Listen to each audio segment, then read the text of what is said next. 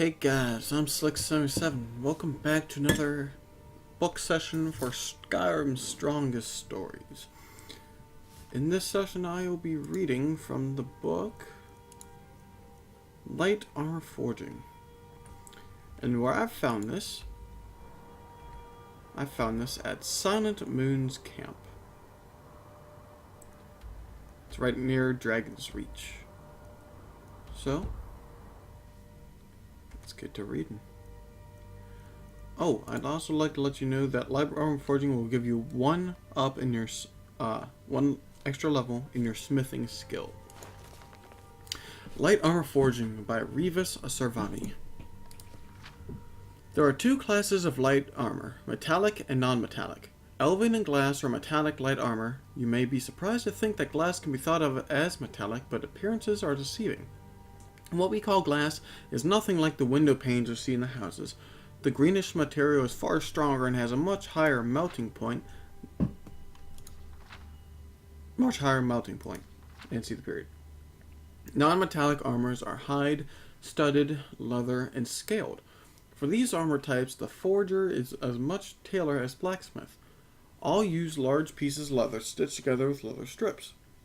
Studded armor also needs iron ingots from which you will make the studs and metal rings that make it more effective than simple hide.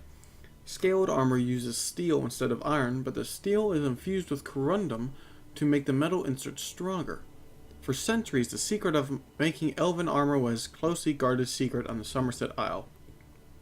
Then the betrayal of Olvo Lurin brought it to the rest of Tamriel. Olvo was a dark elf slave working the bellows for Nulian, master smith of the Isle from the 5th through the 7th century of the Second Era. When Olvo escaped, he could think of no greater punishment to met out to his cruel master than to reveal all of his secrets to the world. Thus we came to know that moonstone is the key ingredient in elven armor, and that salt water must be used to quench the hot metal. For gilded elven armor, you must also meld in quicksilver. It melts at a much lower heat than moonstone, making it tricky to work the two metals together. The trickiest of all is glass. Hammer blows struck across the grain run the risk of shattering the armor. Its principal ingredient is malachite, although it also requires moonstone to give it the right strength. Oh, it's just a small book.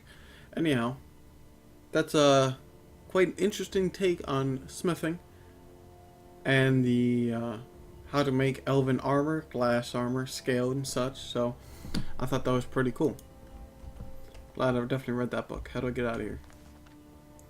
Light Armor Forging. Hope you enjoyed that story, guys. The next episode I will actually be doing right after this is Mace Etiquette. Mace Etiquette, which I found just recently, but I forgot to do this first, so join me for the next story, guys.